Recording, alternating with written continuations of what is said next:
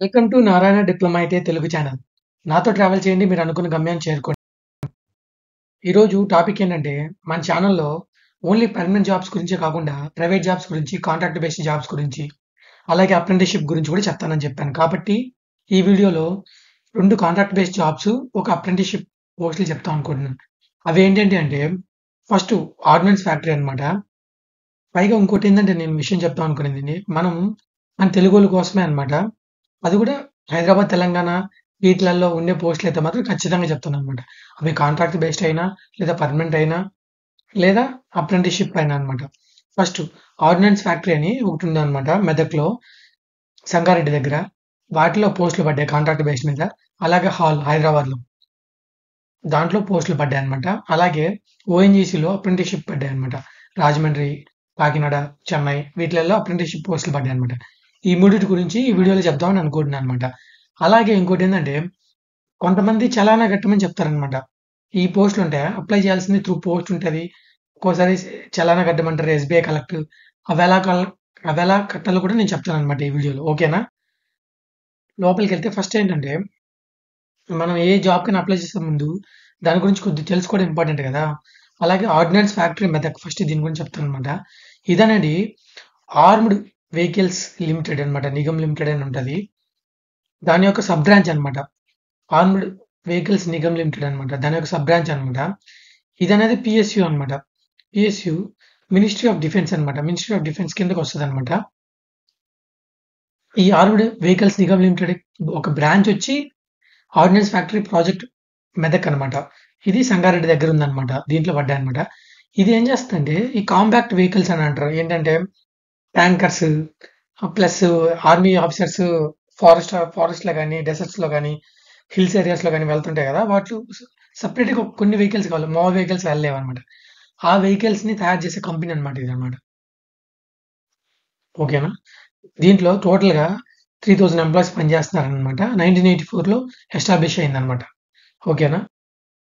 Next దీని లోపలికెళ్తే ఎన్ని పోస్టులని చూస్తే టోటల్ 86 పోస్టులు పడుతున్నాయి. దాంట్లో junior manager, mechanical, protection, quality, electrical ఇవన్నీ ఉంటాయి కదా! వీళ్ళందరికీ డిగ్రీ అన్నమాట.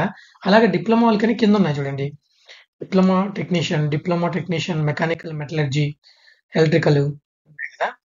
ఇవన్నీ టోటల్ పోస్టులొచ్చి 86 పోస్టులు. దాంట్లో సెపరేట్ పోస్టులని ఉన్నాయి. చూడండి ఇప్పుడు డిప్లొమా టెక్నీషియన్, కాంట్రాక్ట్ ఎలక్ట్రికల్‌కి అన్‌రిజర్వ్డ్‌లో 2 టోటల్ 2 అన్నమాట. ఇట్లాగా చూసుకుంటూ వెళ్తే మొత్తం టోటల్ పోస్టులొచ్చి 86 పోస్టులన్నమాట. దీంట్లో అసలు కాంట్రాక్ట్ బేస్డ్ ఎన్ని ఇయర్స్ తీసుకుంటారంటే 1 ఇయర్ తీసుకుంటుంది. యాక్ వాళ్ళని ఫర్దర్‌గా ఎక్స్‌టెండ్ చేసేదాన్ని మాత్రం వాళ్ళ చేతిలో ఉంటది. యాక్చువల్‌గా వాళ్ళు 1 ఇయర్ అని చెప్పి తీసుకుంటారు కానీ ఖచ్చితంగా ఎక్స్‌టెండ్ అయితదన్నమాట. అలాగే కొన్ని సంవత్సరాలు పోయిన తర్వాత పర్మనెంట్ అవ్వడానికి కూడా ఛాన్స్ ఉంటదన్నమాట వీటిల్లో.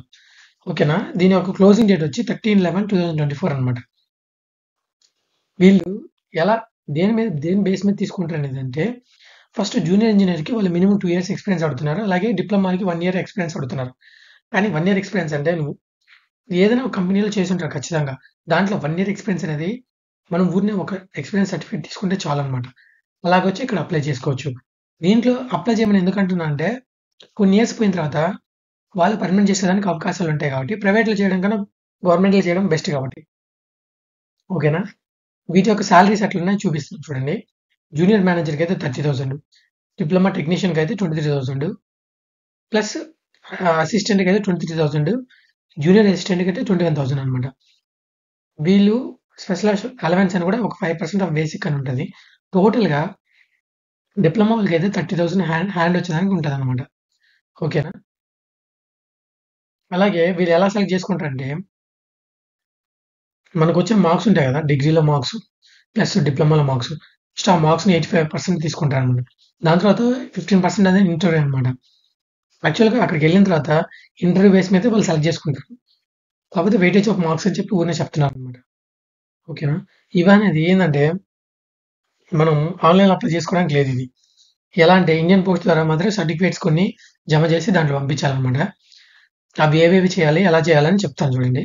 ఫస్టు వాడు చలానా కట్టమంటున్నాడు. మనం మామూలుగా ఆన్‌లైన్‌లో అప్లై చేస్తే ఏం చేస్తాం? అక్కడే ఫీజ్ వస్తది. లాస్ట్‌లో అప్లై చేసిన తర్వాత అక్కడ కట్టేస్తాం. కానీ ఇక్కడ అట్లా కాదనమాట. ఎస్‌బీఐ చలానాని కట్టమంటున్నాడనమాట. దాంట్లో దాంట్లో ఎలా ఉంటదంటే చూపిస్తాను చూడండి. ఇక్కడ మనం ఎస్‌బీఐ కలెక్ట్ అని కొడితే ఇక్కడ ఇలా ఓపెన్ అయితది. ఈ ఓఎంఎఫ్‌సి అనేది పీఎస్‌యూ కాబట్టి పీఎస్‌యూ అనేది పబ్లిక్ సెక్టర్ అండర్‌టేకింగ్ అనేది ఇది సెలెక్ట్ చేసుకోవాలన్నమాట. ఇది సెలెక్ట్ చేసుకొని లోపలికెళ్తే ఇలా వస్తది. ఇప్పుడు ఈ స్టేట్ ఉంది చూసారా? ఇక్కడ తెలంగాణ సెలెక్ట్ చేసుకోవాలి. దాని తర్వాత ఇక్కడ పీఎస్‌యూలో సెలెక్ట్ చేసుకోవాలన్నమాట. ఆర్మ్డ్ వెహికల్స్ లిమిటెడ్ అని ఉంది చూసారా? దాన్ని సెలెక్ట్ చేసుకోండి. ఎంటర్ కొడితే ఇప్పుడు ఇలా వస్తదన్నమాట. పేమెంట్ కేటగరీ అని ఉంటది. ఓఎఫ్ఎంకి మిస్‌లీనియస్ అని ఉంటది కదా! వీటిల్లో మనం చేసుకోవాలన్నమాట. ఈ కింద డీటెయిల్స్ అన్నీ కూడా నేము, పర్సనల్ నంబరు, డిజిగ్నేషన్ మనం దేనికి అప్లై చేస్తున్నాం అయన్నీ అక్కడ ఫిల్ చేసి ఓకే కొట్టా అంటే మాత్రం పేమెంట్ చేస్తే మాత్రం ఒక చలానా వస్తది. ఆ చలానా నంబర్ అనేది మనకి ఇంపార్టెంట్ అనమాట. ఎక్కడంటే మనం పోస్ట్ ద్వారా కొన్ని సర్టిఫికేట్స్ పంపించాలని చెప్పాను కదా! దాంట్లో ఎస్‌బీఐ చలానా ఒకటి, సర్టిఫికేట్స్ మనకి డిప్లొమా సర్టిఫికేట్స్, ఎక్స్‌పీరియన్స్ సర్టిఫికేట్ కావాలి. వాళ్ళ అప్లికేషన్ ఫార్మ్ ఫిల్ చేశారు. అప్లికేషన్ ఫార్మ్ అనేది ఇచ్చాడనమాట. దేనిది అడ్వర్టైజ్‌మెంట్‌తో పాటు. దాన్ని ఫిల్ చేసి ఆ పోస్ట్‌లో యాడ్ చేసి లోపలికి వాళ్ళకి 21 డేస్ లోపల పంపించాలనమాట. అది ఏ పోస్ట్‌కి పంపించాలని కూడా నేను పైన చూపించున్నాననమాట. కింద డిస్క్రిప్షన్‌లో మనం అడ్వర్టైజ్‌మెంట్ మొత్తం కూడా పెట్టున్నాననమాట. దాన్ని డౌన్‌లోడ్ చేసుకుంటే దాంట్లో అడ్రెస్ కూడా ఉంటది. అలాగే ముందు చూపించిన స్లైడ్‌లో కూడా ఇక్కడ ఒక అడ్రెస్ ఉంది. దానికి పంపించాలనమాట. ఓకేనా? నెక్స్ట్ వచ్చి హిందుస్థాన్ ఏరోనాటికల్ లిమిటెడ్ గురించి తెలుసుకుందాం అనమాట. ఇదొక పీఎస్‌యూ అనమాట. ఇది ఏం చేస్తదంటే మనకి లైట్ వెయిట్ వెహికల్స్ ఉంటాయి కదా! మనకి ఎట్లా అంటే తేజాస్ కానీ ప్లస్ ధృవ అని లైట్ వెయిట్ హెలికాప్టర్స్ అంటారు చూసారా? ఇట్లాంటివన్నీ తయారు చేసే కంపెనీ ఇదనమాట. ఇవి చాలా ఇంపార్టెంట్ కంపెనీస్ అనమాట. మన ఇండియాకి ఎట్లా అంటే డీఆర్‌డీఓ, హాల్, ఇస్రో ఇవన్నీ కూడా కొన్ని బీజాలనమాట మన ఇండియాకనమాట. డిఫెన్స్‌లో మినిస్ట్రీ ఆఫ్ డిఫెన్స్ కిందకి ఇవన్నీ వస్తాయన్నమాట. ఓకేనా? వీటిల్లో కాంట్రాక్ట్ బేస్ మీద పోస్టులు పడ్డాయి. అది కూడా హైదరాబాద్‌లో అనమాట. ఓకేనా? అసలు యాక్చువల్‌గా ఈ హాల్‌లో 1940లో ఎస్టాబ్లిష్ అయిందనమాట. దీంట్లో ఎంప్లాయీస్ వచ్చి 10,000 ఎంప్లాయీస్ దాకా ఉంటారనమాట. ఇది చాలా పెద్ద పీఎస్‌యూ అనమాట. ఓకేనా? నెక్స్ట్ దీంట్లో లాస్ట్ డేట్ వచ్చేసి ఎప్పుడు ఆన్‌లైన్‌లోకని 24/11/2024 అనమాట.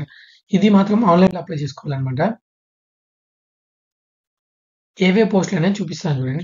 టోటల్ వచ్చి పోస్టులు వచ్చి 57 పోస్టులు అనమాట. దీంట్లో డిప్లొమా టెక్నీషియన్ మెకానికల్‌కి, అలాగే మెకానికల్‌కి, ఎలక్ట్రికల్‌కి ఎన్నెన్ని పోస్టులు అని చెప్పి చూపించాను చూడండి. మొత్తం 57 పోస్టులు అనమాట. ఈ ఈడబ్ల్యూఎస్ బై అన్‌రిజర్వ్డ్ అని చూసారా? ఈడబ్ల్యూఎస్‌కి ఒక పోస్టు, అన్‌రిజర్వ్డ్‌కి ఒక పోస్ట్ అని చెప్తున్నాడనమాట వాడు. ఓకేనా? వీళ్ళ యొక్క బేసిక్ పే ఎలా ఉంటదంటే, బేసిక్ వచ్చి 23,000 టాక్స్ వచ్చి 25%. మెడికల్ ఎవ్రీ మంత్ 1,500 ఇస్తారనమాట. టోటల్ వచ్చి 30,000 ఉంటదనమాట. టెన్యూర్ వచ్చి 4 ఇయర్స్ అనమాట. వీళ్ళు తీసుకునింది కాంట్రాక్ట్ బేస్ వచ్చి 4 ఇయర్స్ అని అన్నారు. ఎక్స్టెండ్ చేయొచ్చు అని చెప్తున్నారు. ఖచ్చితంగా ఎక్స్టెండ్ చేస్తారనమాట. ఎందుకంటే మన పనితనం నచ్చితే మాత్రం 4 ఇయర్స్ ఎక్స్టెండ్ చేస్తారు. ప్లస్ పర్మనెంట్ చేసేదానికి కూడా ఛాన్స్‌లు ఉన్నాయన్నమాట. కాబట్టే ఈ 2 కంపెనీస్‌ని నేను చెప్తున్నాను అనమాట. అప్లై చేసుకోండి అని చెప్పి. ఓకేనా? సెలక్షన్ ప్రాసెస్ దీంట్లో హాల్‌లో ఎలా ఉంటదంటే, రిటన్ టెస్ట్ పెడతారనమాట. అది కూడా డేట్ వచ్చి 22/12/2024లో ఉంటుంది. దాని యొక్క ప్యాటర్న్ ఎలా ఉంటదంటే 2½ అవర్స్ ఉంటుందనమాట. 3 పార్ట్స్. ఫస్ట్ పార్ట్ వచ్చి 20 questions general awareness. Second part వచ్చి 40 క్వెషన్స్ ఇంగ్లీషు, రీజనింగ్. పార్ట్ 3 వచ్చి 100 క్వెషన్స్ మనం ఎలక్ట్రికల్ అయితే ఎలక్ట్రికల్, మెకానికల్ అయితే మెకానికల్ వాటి మీద క్వెషన్స్ పెడతారనమాట. ఈ పెట్టిన ఎగ్జామ్ మీద రిజల్ట్ ఇచ్చి అది ఆ రిజల్ట్ కూడా హాల్‌లోనే డిస్‌ప్లే చేస్తారనమాట. దాన్ని బట్టి మనకి మెయిల్ కూడా వస్తదనమాట. అప్పుడెళ్లి జాయిన్ అవ్వాలనమాట. సేమ్ దీనికి కూడా ఏంటంటే ఎస్‌బీఐ కలెక్ట్ ద్వారా మనం చలానా తీయాలి. ఆ చలానా నంబర్ తీసుకోవాలనమాట. అప్లై చేసినప్పుడు ఆ నంబర్‌ని దాంట్లో ఇంక్లూడ్ చేయాలనమాట. అప్లై చేసేదొచ్చి హాల్ వెబ్‌సైట్‌లోకెళ్ళి అప్లై చేయాలనమాట.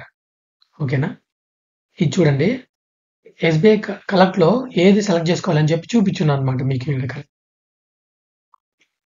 ఏవోనిక్స్ డివిజన్ హైదరాబాద్ అని ఉంది చూసారా? అది సెలెక్ట్ చేసుకోవాలనమాట అక్కడ. మీరు సరేనా? ఎస్‌బీఐ కలెక్ట్‌లో. ఓకే. ఇప్పుడు ఓఎన్‌జీసీలో మనకి అప్రెంటిస్‌షిప్ పోస్టులు పడినాయనమాట. ఇది అసలు ఓఎన్‌జీసీ ఇవన్నీ ఏంటంటే ఒక 10 మహారత్న కంపెనీస్ ఉంటాయన్నమాట ఇండియాలో. వాటిల్లో ఒకటొచ్చి ఓఎన్‌జీసీ అనమాట.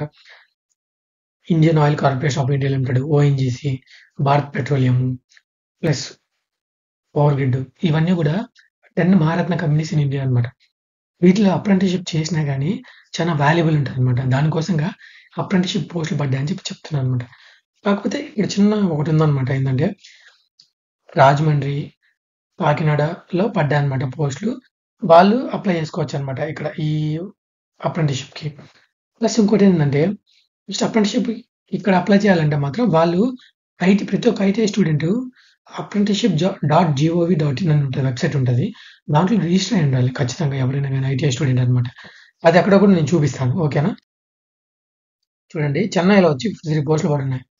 వేరియస్ డిసిప్లిన్స్ అనమాట. Accounts executive, electronic mechanic, front office assistant, fire safety technician. అలాగా కాకినాడలో మన ఆంధ్రప్రదేశ్‌లో చూడండి ఎలక్ట్రీషియన్, ఎలక్ట్రానిక్ మెకానిక్, ఫిట్టరు వీళ్ళకి ఈ పోస్టులన్నీ కలిపి 76 పోస్టులున్నాయన్నమాట. ఓకేనా?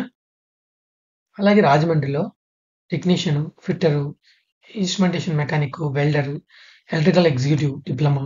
ఇది చూడండి ఎలక్ట్రీషియన్ అనేవాడికి ఐటీఐ అనమాట. ఈ ఎలక్ట్రికల్ ఎగ్జిక్యూటివ్ అనేవాడికి డిప్లొమా అనమాట. ఓకేనా? అలాగే గ్రాడ్యుయేట్‌వి కూడా పడున్నాయి. కానీ కాకినాడ, రాజమండ్రిలో లేవన్నమాట అవి.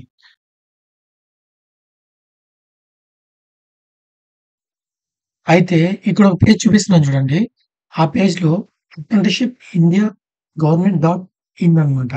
ఆ వెబ్‌సైట్‌లోకెళ్తే మాత్రం ఇక్కడ రైట్ సైడ్‌లో కనపడుతుంది చూడండి.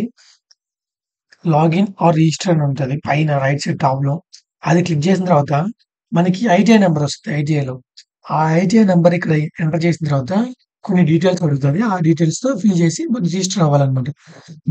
ఏ అప్రెంటిస్‌షిప్‌కైనా గాని, ఏ కంపెనీలో గాని అప్రెంటిస్‌షిప్ చేయాలంటే ఇక్కడికి రావాలి. ఈ వెబ్‌సైట్‌కి రావాలి. మనకి యూజర్ నేమ్, ఐడీ వస్తది. ఇలా రిజిస్టర్ అయిన తర్వాత దాంతో లాగిన్ అవ్వాలి. ఆ యొక్క ఇండస్ట్రీకెళ్ళాలి. అప్లై చేసుకోవాలన్నమాట. ఇది ప్రాసెస్ అన్నమాట. ఓకే అండి. Thank you.